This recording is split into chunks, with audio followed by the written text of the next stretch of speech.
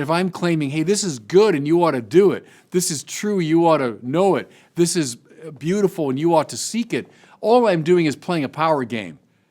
Those things can't be true in themselves. They're a disguised play of power. Well, see, that's been baked into the minds of so many young people today. And when that happens, the realm of value evanesces, or it's occluded. The result? A loss of meaning.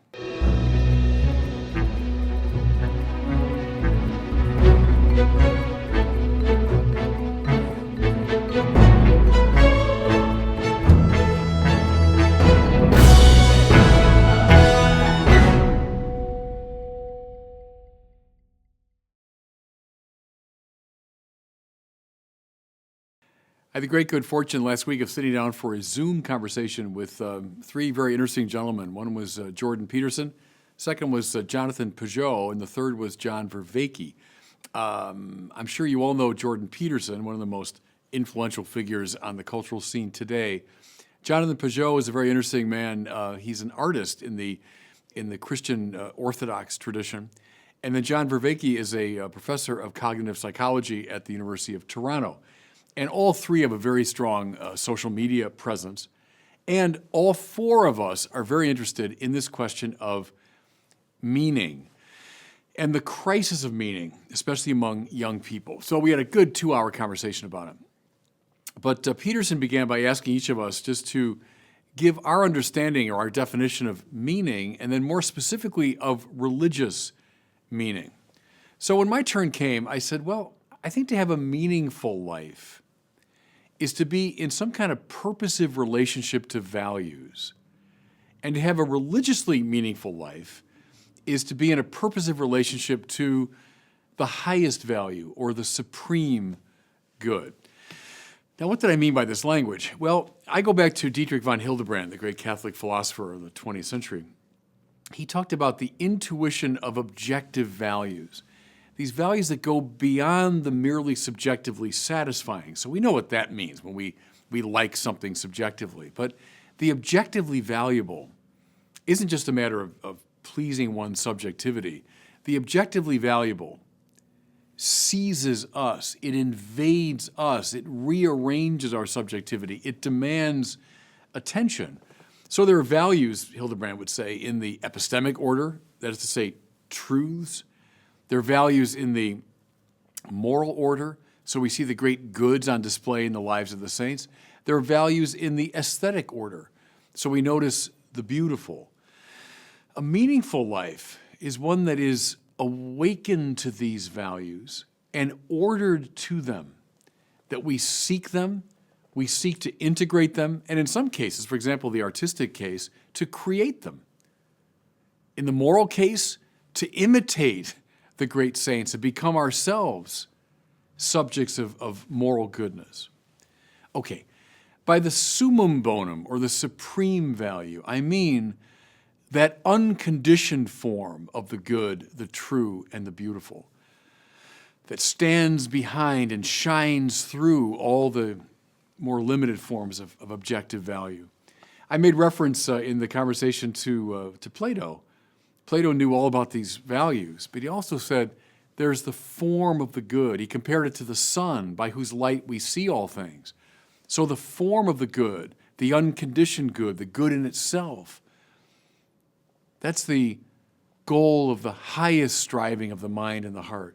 For Aristotle, it would be a contemplation of the unmoved mover. So this supremely actual reality that stands behind all of the potentialities and actualities of the world. For Thomas Aquinas, and here's very interesting, Jordan Peterson was very much echoing Aquinas. The will seeks goods. I'm seeking a good right now, making this video.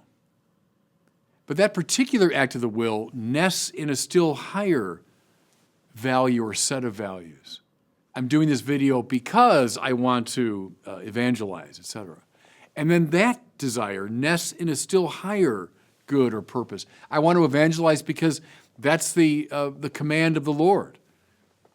With any act of the will, I can do this kind of nesting analysis and see that finally, every particular act of the will is grounded in a desire for something perceived to be the summum bonum, the highest good.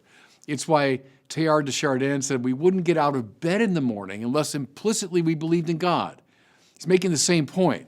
I get out of bed in the morning seeking some particular good, but that nests in ever higher goods till I come finally to the supreme good. To be in purposive relationship to that value is to have a religiously meaningful life. Okay, so we all knock this idea around from our different perspectives. But then we came to the question of, okay, what's prompted the crisis of meaning, especially among a lot of young people today? And I think we focus on a couple of things especially. The first one is scientism. And I've talked about this before. I haven't a single little thing against the sciences. I love and reverence the sciences. But I've got a lot against scientism, which is the reduction of all knowledge to the scientific form of knowledge. The trouble is we're so impressed by the success and predictive quality of the physical sciences that we have reduced human knowing to that realm. Well, see, if you're a Platonist, that means you are looking at the shadows on the wall of the cave in a hyper-sophisticated way. You're coming to ever deeper knowledge of the evanescent passing things of this world. But objective values, epistemic, moral, and aesthetic, that goes beyond what the physical sciences can grasp. When I limit authentic knowledge to the physical sciences, I see this realm of value as simply, subjectivism. It's simply a projection of my needs. It's soft science as opposed to the hard science. The problem is, prior to the rise of the modern sciences, most of the most brilliant people in the Western tradition were cultivators of this wisdom tradition, articulating objective values, orienting us to the supreme value. But today, because of scientism, there's a great sort of occluding of that realm. And then the second thing we put our fingers on was what I've called the culture of self-invention, which carries with it the concomitant conviction that claims to objective value, whether that's truth or goodness or aesthetic value, those aren't real. Those are disguised plays of power, right? This is Michel Foucault and so many others in the postmodern framework, that if I'm claiming, hey, this is good and you ought to do it, this is true, you ought to know it, this is beautiful and you ought to seek it, all I'm doing is playing a power game. Those things can't be true in themselves. They're a disguised play of power. Well, see, that's been baked into the minds of so many young people today. And when that happens, the realm of value evanesces, or it's occluded. The result? A loss of meaning.